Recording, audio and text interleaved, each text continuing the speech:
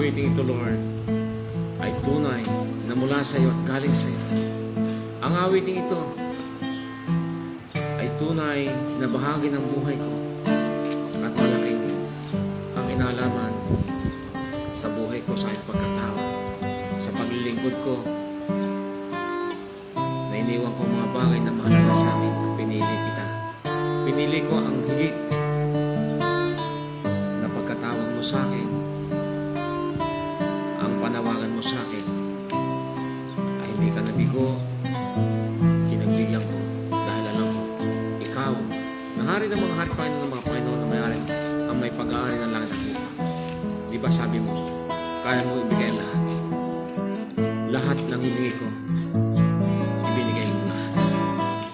Tatamasahin ko, lalo na isang bagay, para mga tao'y masindak, para mga tao'y maniwala na kayong humirang sa akin, na kayo ang tumawag sa akin. Kayo ay karamay, kayo ay pag-asa, kayo ang aking master teacher, Dr. Ray Chulugan, Dr. Divinity, kayo ang aking counselor, kayo, Lord, ang aking tunay na professor at trainer, advisor, at healer, deliverer.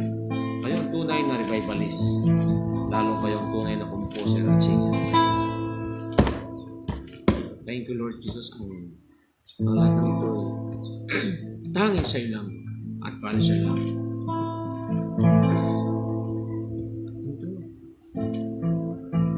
Thank you, Lord. Buhay.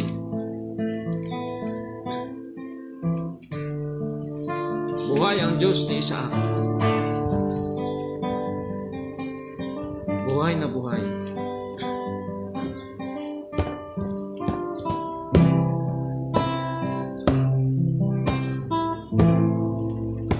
Ano ngayon ang masasabi mo sa buhay na nakahandog sa Diyos? Sa puso ko na siya ang naghahari, iniwan ko ang lahat upang makasunod sa utos niya. Ako ay lubos nananalig agad sa Kanya.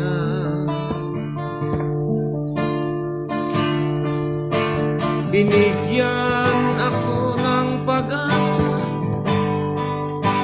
mabuti ang Diyos.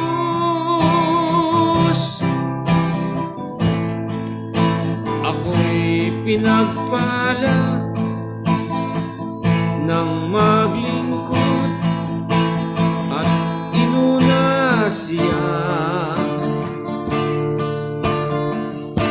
Nagagalak ang puso ko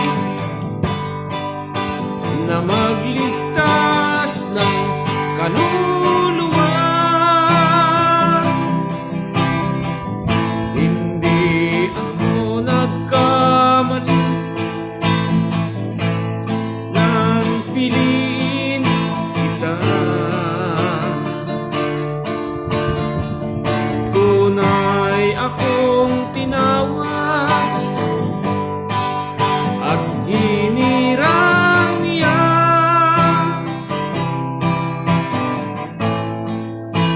Buhay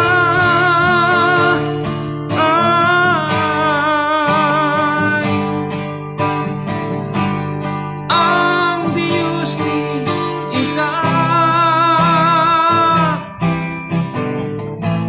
na humirang sa Kanya.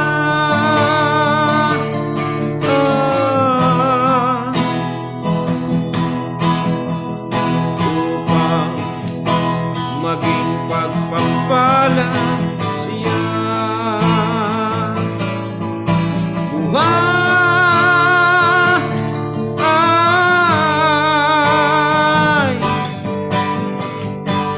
ang Diyos ni Isaac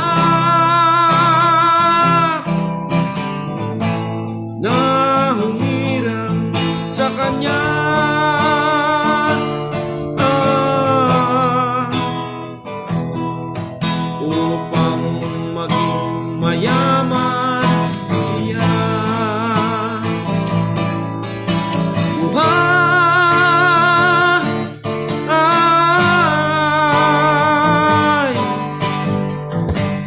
ang Diyos ni isa na humirang sa Kanya.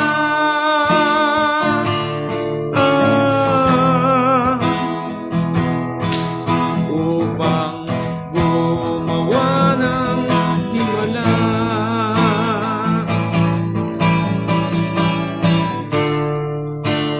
Thank you so much, Lord. Thank you, Lord.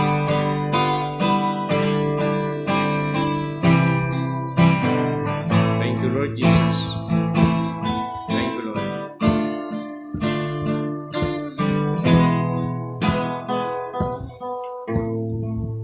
Hindi ako nagkamali nang piliin kita. Tunay akong tinawag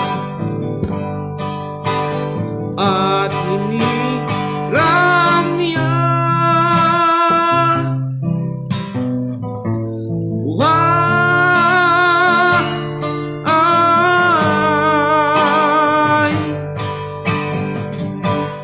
ang Diyos ni isa na humirang sa Kanya.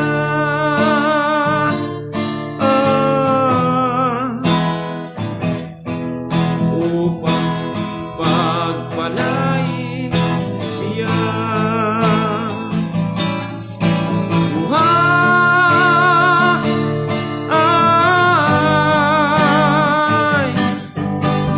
ang Diyos ni isa na humirang sa Kanya.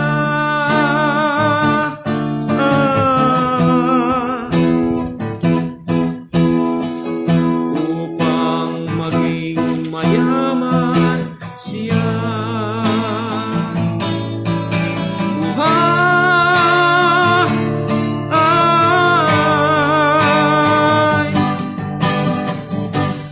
ang Diyos ni isa na humirang sa Kanya.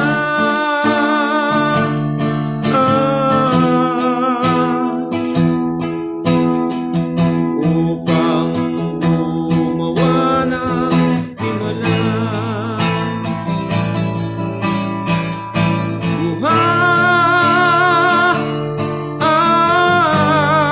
Buhay ang Diyos ni isa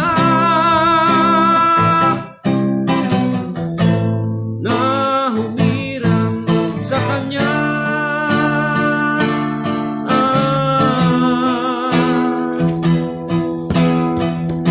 Upang gumawa ng himala. Upang gumawa ng himala. Muli, Ama, ay maraming salamat. Salamat sa iyo sa pagmamahal mo sa akin, sa pagtutulong sa akin, sa pagtatanggol, sa proteksyon, bagay sa aking asawa at mga anak, at sa pag-milya ng Diyos Kaway sa gawain ko. Salamat. Kayong aming tunay na kalungan at sandigan. Kaya lahat ng papuri at parangal ay tayo sa iyo lamang, Ama, mula noon hanggang ngayon at sa darating. Sa tayong pangalan ng Panginoong Jesus. Amen and Amen. Thank you, Lord Jesus. Thank you, Lord. Thank you, Jesus. Thank you, Jesus. Thank you, Jesus. Is kong maging banal. Ang sabi ng Biblia ay magpakabanal kayo at sikapin mga kasunduan yung kapwa, sapagkat kung hindi kayo gagawa ng ganito, hindi nyo makikita ang Diyos. Sabi mo yon sa Hebrews chapter 12:14. At sinabi mo naman sa Levitico 10:3, dapat akong kilalaning banal ng lahat ng lalapit sa akin. At lahat ng lalapit sa akin ay dapat parangalan ay pangalan. Binanggit mo sa 1 Samuel chapter 2:30 yung word na pinararangalan mo ang nagpaparangal sa iyo, ngunit pinababayaan ang nagpapabaya. Kaya binanggit mo din sa chapter ng 1 Peter 15:16. Magpakabanal kayo sapagkat ako'y banal. Ano man ang inyong ginagawa, ay dapat kayong magpakabanal. Binanggit mo naman sa 2 Peter chapter 1, 5-9. Kaya nga mga kapatid, idagdag ninyo sa inyong pananampalataya ang kabutihang asal. Sa kabutihang asal ang kalaman. Sa kalaman ang pagsupil sa sarili. Sa pagsupil sa sarili ang katatagan. Sa katatagan ang kabanalan. Sa kabanalan ang malasakit. Sa malasakit ang pag-ibig. Ang ganyang katangian ay dapat ninyong taglayin upang huwag mawalan ng kabuluhan ang inyong pananalig sa Kanya. Sapagkat ang di nagtataglay ng ganyang katangian ay mistulang bulag na siya'y pinalaya sa marami niyang kasalanan. Kaya dakilang naman salamat. Nais kong maging banal. Ang sabi sa pamagat ng awitin. Ano ang tunay na dahilan? Ano ang tunay na dahilan? At ikaw ay akin.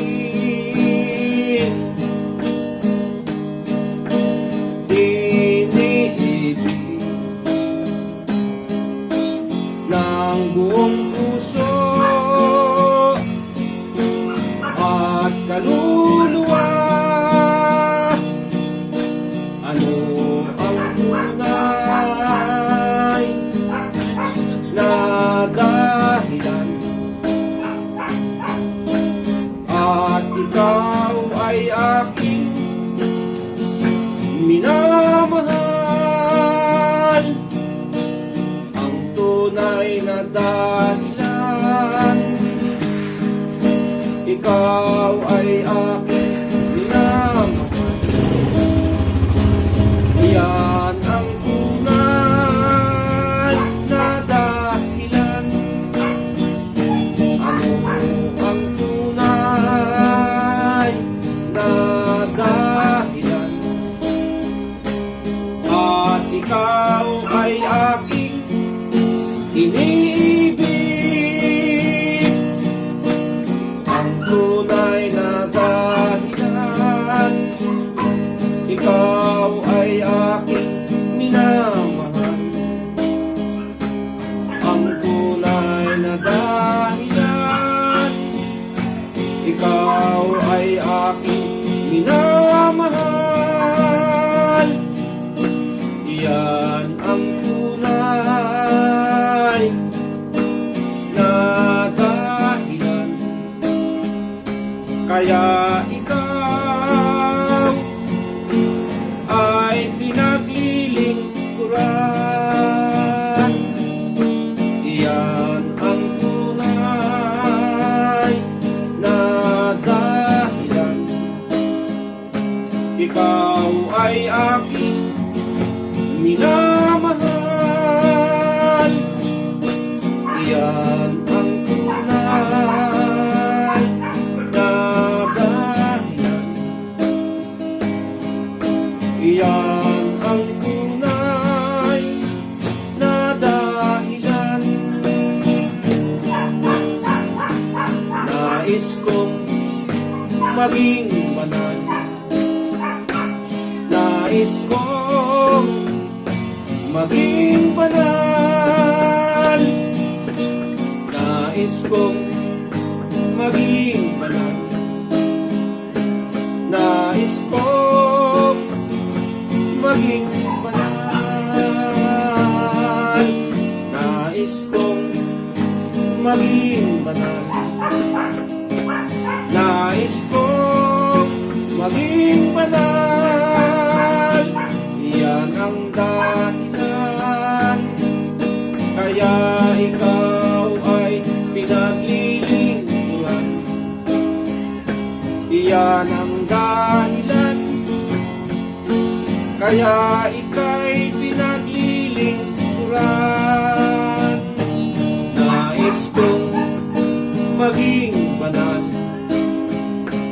nais kong maging banal, nais kong maging banal, nais kong maging banal, nais kong maging banal, nais kong maging banal. Ang papuri sa'yo noon, ngayon at magpakailanman sa tayong pangalan ni Jesus. Amen. Amen. Ikaw ang aking kapangyarihan. Ang sabi ng Biblia sa Awit 18:2, ang pangalan ni Yahweh ay batong di matitibag, matibay na muog at tagapagligtas. Ang Diyos ang sa akin nag-iingat, tagapagtanggol ko at aking kansagin. Bigat naman sa Kawikaan 18:10, ang pangalan ni Yahweh ay matibay na tanggulan, kanlungan ng matuwid, laban sa kasamaan. Taas. Ikaw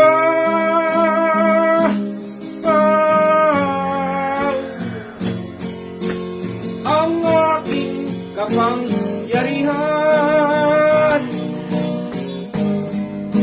Diyos sa nakaraan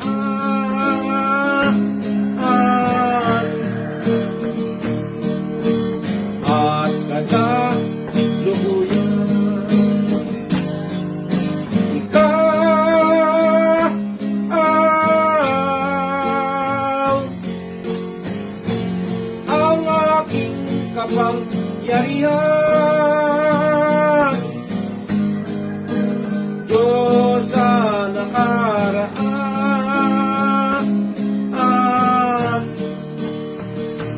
at kasalukuyan. Ano ang malaking dahilan? Ano ang malaking dahilan? Ano ang malaking dahilan? At ako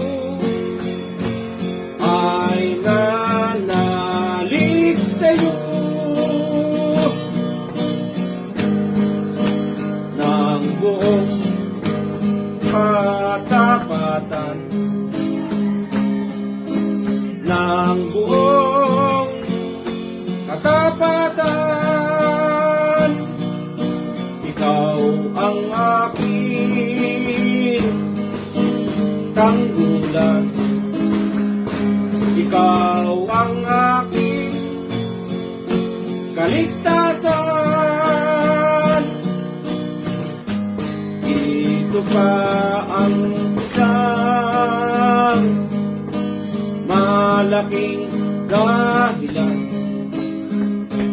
Ito pa ang isang malaking dahilan. Ikaw ang aking kagalingan, ikaw ang aking kagalingan, ikaw ang aking karunungan, ikaw ang aking karunungan.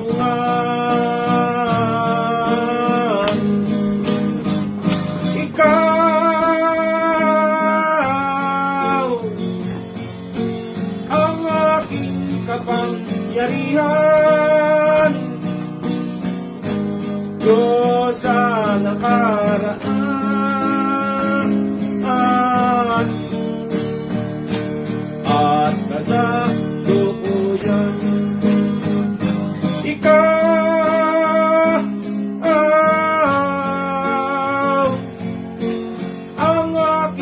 kapangyarihan, Diyos sa nakaraan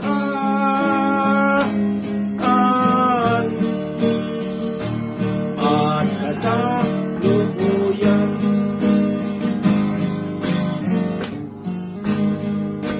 Ano ang malaking dahilan at ako ay nanalig sa'yo ng buong puso at katotohanan, ng buong puso at katapatan, ang malaking dahilan.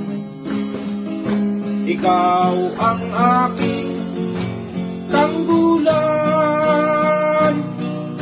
ikaw ang aking kaligtasan, ikaw ang aking kaligtasan.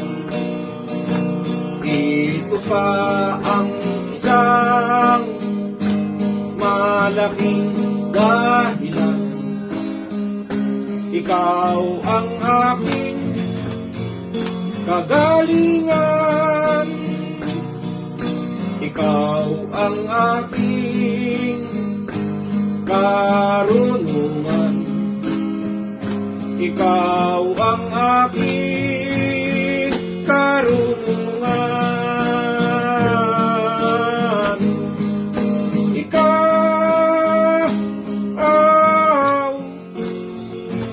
ang aking kapangyarihan, Diyos sa nakaraan at kasalukuyan. Ikaw ang aking kapangyarihan, Diyos sa nakaraan at kasalukuyan. Once again, ikaw ang aking kapangyarihan, Diyos sa nakaraan at kasalukuyan. Salamat, Lord, sa iyong kabutihan. Tunay na ikaw, Ama, ang makapangyarihan Diyos. Sa ngalan ng Panginoon Jesus, walang bagay na imposible. Wala nang bagyo sa lugar namin, maring at mainit.